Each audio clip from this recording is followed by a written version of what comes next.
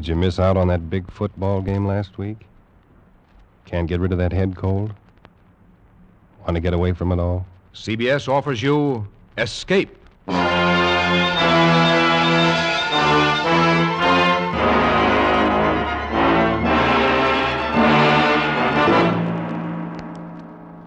You are groping your way slowly through the dark hold of a ship at sea, moving carefully, step by step, searching intently for something you dread to find, because you know that this ship carries a cargo of death.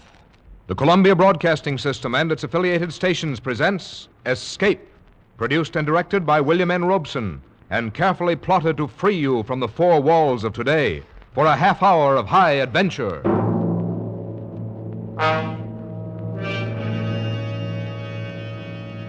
Tonight we escape to a harbor front in Venezuela, and a grim voyage that started there, as told by Martin Storm in his gripping story, A Shipment of Mute Fate.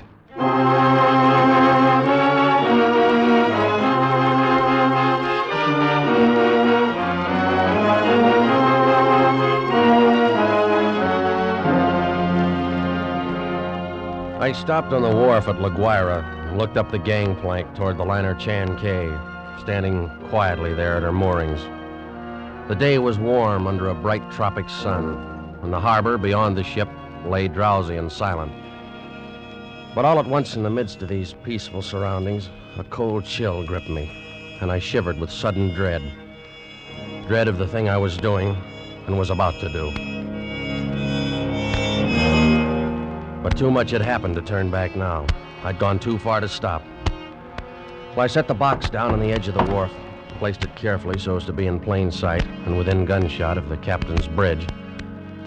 And then I turned and started up the gangplank. I knew what I was going to do, but I couldn't forget that a certain pair of beady eyes were watching every move I made. Eyes that never blinked and never closed, just watched and waited. Oh, I beg your pardon. Why, it's Mr. Warner. Hello, Mother Willis. How's the best-looking stewardess on the Seven Seas? Well, I'm fine, Mr. Warner. I guess better run along now. Get on with my chores. Now, wait a minute. That's a fine greeting after 2 months. Well, it's just that I'm so busy. I don't believe a word of it.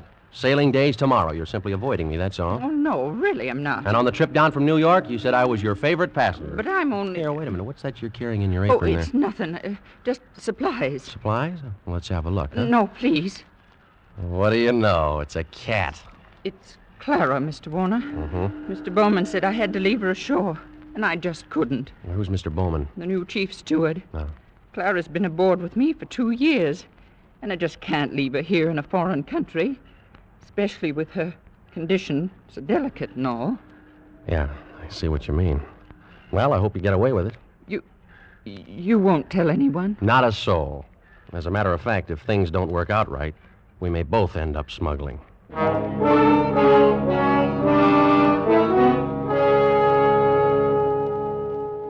happy to have you on board on the trip down 2 months ago, Christopher. I'm very glad you're coming along with us on the run back to New York. Thanks, Captain Wood. There is one thing, though. I'm having a little trouble with the customs men here, and I wondered if you might... I can't do it, Christopher. I just cabled your father this morning. Told him I'd done it for you if I possibly could. He sent a request from New York, you know. Yeah, I thought he would. I wired him from upriver last week. I hate to refuse, but it's absolutely out of the question.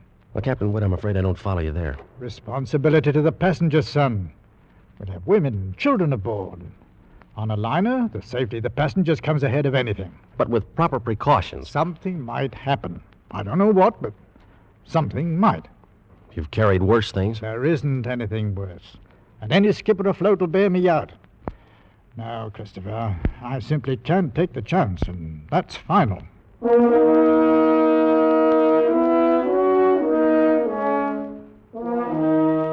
Final? Well, it wasn't final if I could do anything about it.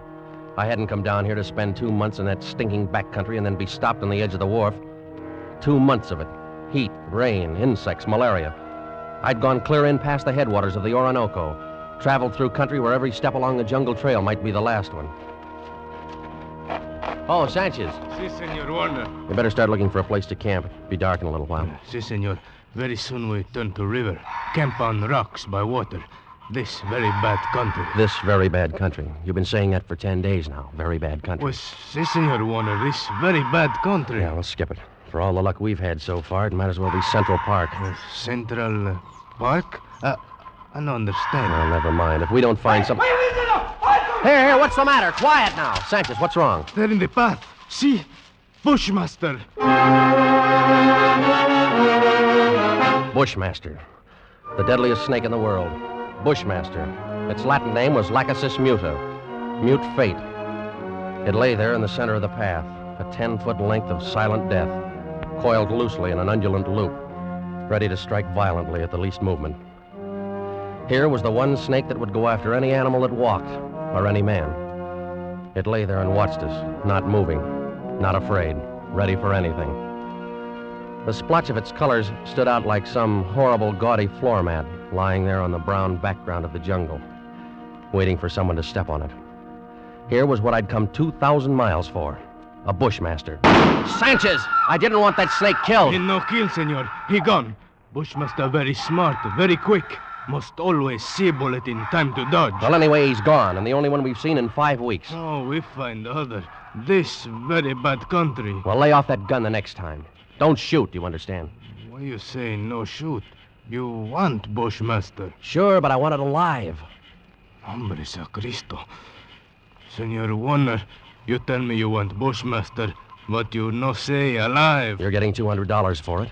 For dead man, what is $200? Tomorrow we go back to Caracas. I'll make it 500, Sanchez. I catch water snake, rattlesnake, any other kind. But I no catch Bushmaster. Sanchez, I'll give you $1,000. We go back to Caracas. Well, it cost me 1,500 American dollars. But 3 days later, Sanchez brought me the snake in a rubber bag. He was shaking so hard, I thought for a moment the thing had struck him. One thing you make sure, Senor Warner. No turn him loose in Venezuela. Because he know I the one who catch him. And he know where I live. All right, Sanchez, I'll keep an eye on him. También he know you pay me to catch him. All the time he watch and wait. You no forget that, Senor Warner. Because he no forget. Not ever.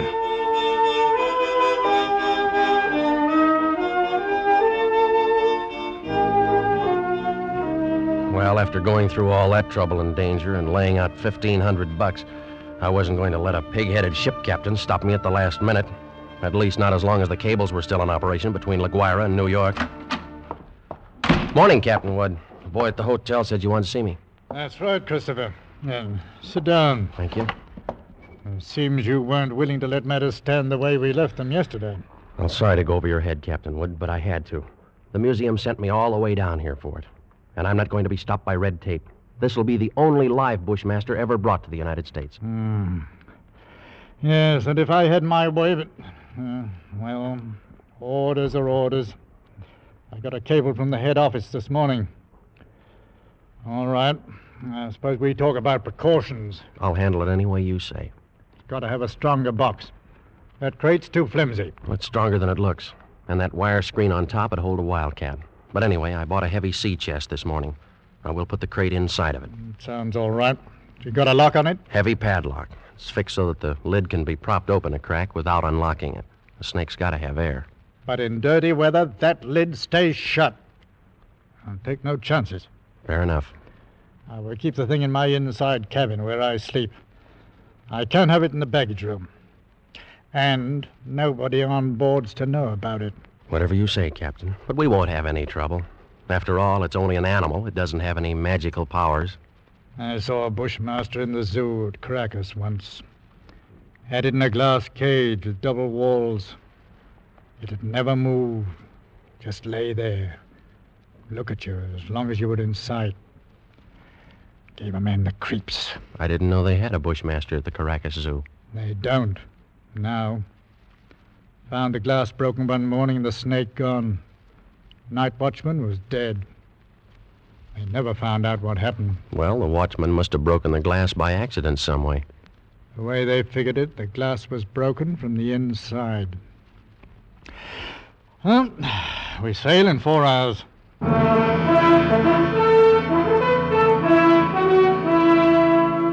We steamed north into the Caribbean, with perfect weather and a sea as smooth as an inland lake. The barometer dropped a little on the third day, but cleared up overnight and left nothing worse than a heavy swell.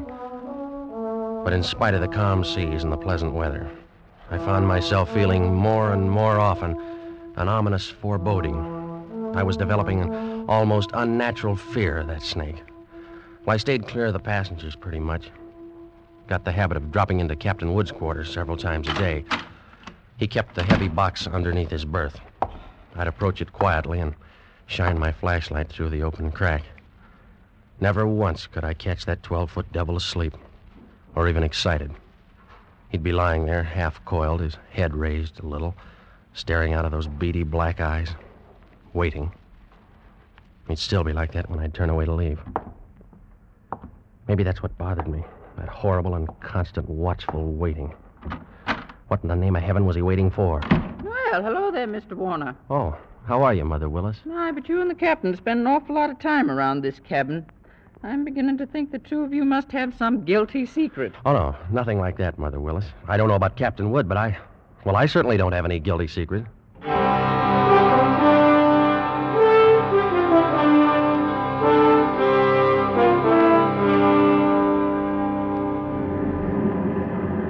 Well, she's running quite a swell out there, Mr. Bowman. Yeah, it's a little heavy, all right, Mr. Warner. Guess a storm passed through to the west of us yesterday when the glass dropped. Think it missed us then, huh? Yeah, that's what the mate figures. Sure stirred up some water, though. This'll put half the passengers in their bunks. Makes it great for my department. 2/3 of them will want a steward to hold their heads. They'll keep Mother Willis so busy she'll have... Wait, look at the size of that wave. Huh? Great Jehoshaphat! We're gonna take it on the port bow! Hang on!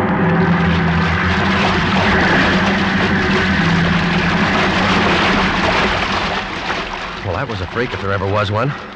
Not another wave in sight. You see them like that sometimes, even in a calm sea. Well, I gotta get below, Mr. Warner. That water probably did some damage on the officer's deck. Yeah, I suppose it... What did you say? The wheel companionway was open on the port side. Bridge cabins must have taken a pretty bad smashing up. They're right below the, Here, is something wrong, Mr. Warner? No, nothing at all, Mr. Bowman. At least I hope not.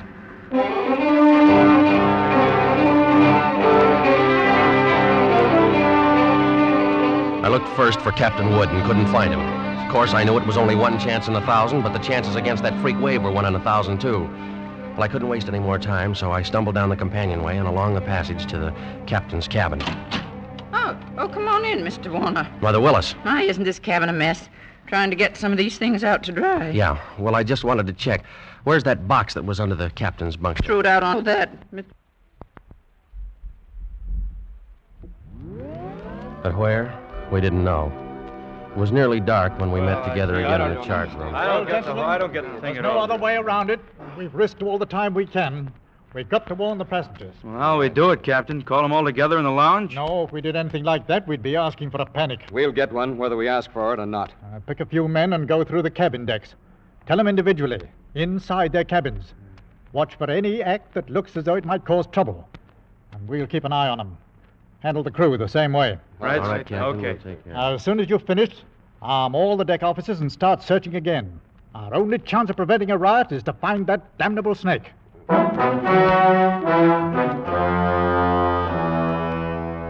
The slow nightmare that followed grew worse by the hour. None of us slept. All the ship's officers not on duty kept on with that endless search. Passengers locked themselves in their cabins or huddled together in the lounges, knowing all the time that no spot on board could be called safe. Fear was a heavy fog in the lungs of all of us, and every light on the vessel burned throughout the night. Morning came and brought no relief. Terror and tension mounted by the hour. There now, Mrs. Crane, stop getting yourself all worked up and go back to your cabin. The horrid thing's probably crawled overboard anyway. You're just saying that. You're paid to say it. You don't know. Nobody does. Now, everything's going to be all right. Oh, if you could only do something. If all of us could only get off the ship, they could fumigate it. Yes, that's what we've got to do. We've got to get off the ship. Now, wait. Mr. Bowman. Mr. Bowman, she's going to jump. No, you don't, lady. Let me go. Let me go. Not good. Let me Nice work, Mr. Bowman. Get her down to her cabin. Whatever you do, don't turn her loose.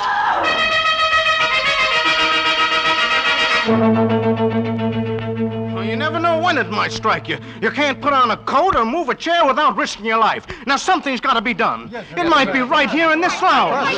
All right, mister. You better quiet down. Take it easy. Take it easy, huh? Well, you're a great officer. Why don't you do something about it? That thing might be crawling around here right under our feet somewhere. Like I said, shut up. Are you trying to start a panic? I got a right to talk. I don't want to die. Nobody's going to tell me what...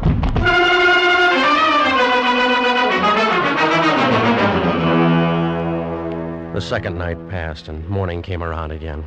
A gray and rainy day, just as grim and tense, dragged past, and the night came down again. Third night of the terror. Again, every light burned, and the whole ship seethed in the throes of incipient panic. Faced by a horror they'd never met on the sea before, crew and officers alike were on the verge of revolt. Passengers sat huddled in a trance-like stupor, ready to scream at the slightest unknown sound. At 7 bells, I made my way forward to the chart room and found Captain Wood bent over a desk. Hello, Christopher. Come on in. Sit down. Well, it's got to be somewhere, Captain Wood. It's got to be. I don't know. You could search this ship for 6 months and never touch all the places aboard. We can only hold out for 2 more days. We'll be in. What's the Home Office say? Oh, here's the latest wireless from them. Keep quiet and keep coming. What else can we do? How is it on the decks? Pretty bad. Anything could happen. Yeah, that's why I took the guns away from the men. 1 pistol shot and we'd have a riot on our hands. Oh, the whole thing's my fault, Captain Wood. That's what I can't forget. Oh, take it easy, lad. There was only some way I could pay for it myself, alone. No, I know how you feel, but it's no more your fault than mine or the man who asked you to bring the snake back alive. Nobody planned this. You'd better try and get a little sleep. Sleep? Mr. Bowman made some coffee down in the steward's galley a while ago. You better go down and get yourself a cup. And then rest up for a couple of hours. Rest? I can't rest. Christopher, it's no good going... What are you going to do? You can't help anything if you stumble through a hatch half asleep and break your neck. Go on and get some coffee. One way or another, we've got to hold out for 2 more days.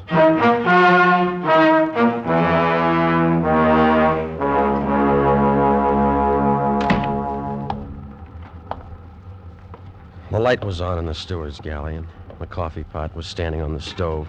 It was still warm, so I didn't bother to heat it.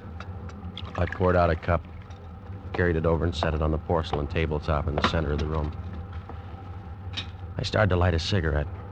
The door of the pan cupboard beneath the sink was standing slightly ajar, and I happened to glance down toward it. Out from the dark interior of the cupboard shone 2 glittering points of light 2 inches apart. I dropped the cigarette and moved slowly backward. I'd found the Bushmaster.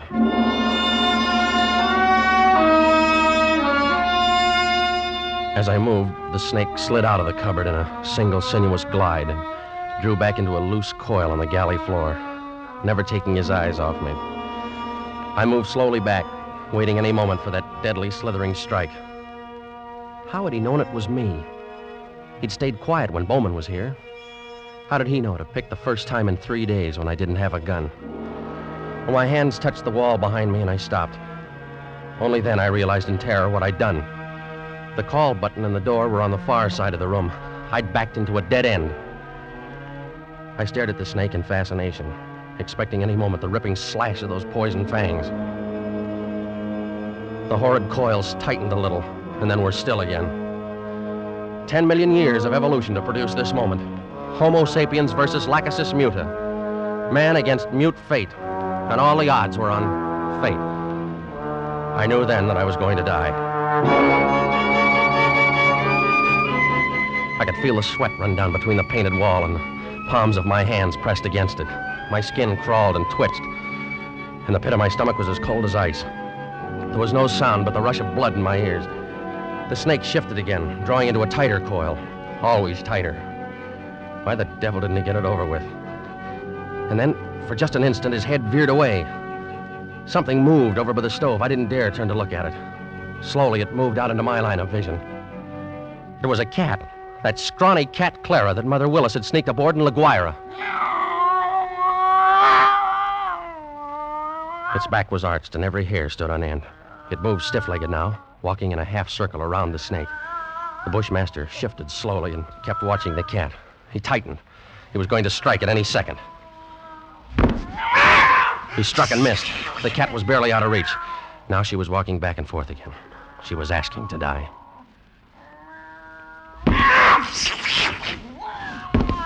Missed again, by a fraction of an inch. He was striking now without even going to a full coil. Missed. Again and again. Always missing by the barest margin. Each time the cat danced barely out of reach, and each time she countered with one precise spat of a dainty paw, bracing her skinny frame on 3 stiff legs. And then suddenly I realized what she was doing. The bushmaster was tiring, and one strike was just an instant slow. But in that split second, sharp claws raked across the evil head and ripped out both of the lidless eyes. That cat had deliberately blinded the snake. Well, he didn't bother to coil now, but slid after her in a fury, striking wildly and rapidly, always missing, and every strike was a little slower than the last one. Until finally, as the snake's neck stretched out at the end of a strike, the cat made one leap and sank her razor-sharp teeth just back of the ugly head, sank them in until they crunched bone. With tooth and claw she clung as the monstrous snake flailed and lashed on the floor, striving to get those hideous coils around her, trying to break her hold, to shake off the slow and certain paralyzing death that gradually crept over him and at last stilled his struggles forever.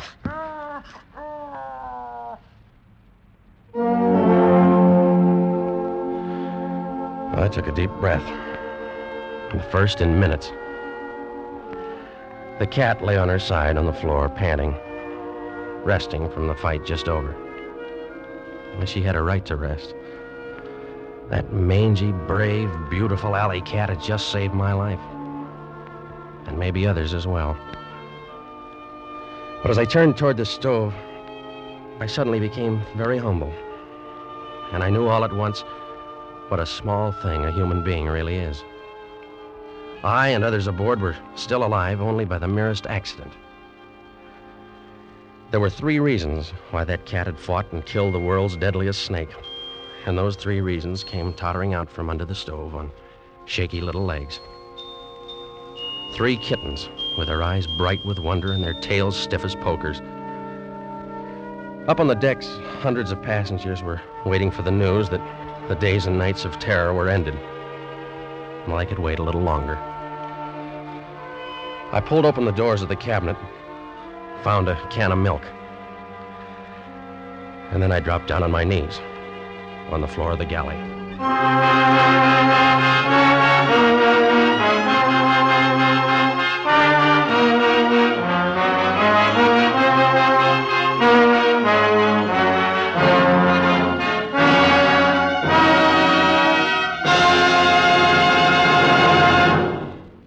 Escape is produced and directed by William N. Robeson, and tonight brought you A Shipment of Mute Fate by Martin Storm, adapted for radio by Les Crutchfield, with Jack Webb as Chris Warner, Raymond Lawrence as Captain Wood, and D.J. Thompson as Mother Willis. The special musical score was conceived and conducted by Cy Feuer.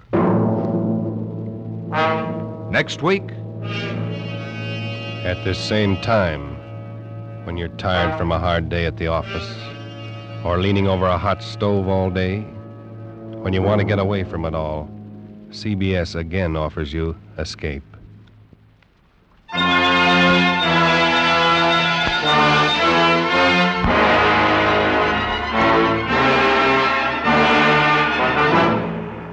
good night then until this same time next week when CBS again brings you Escape.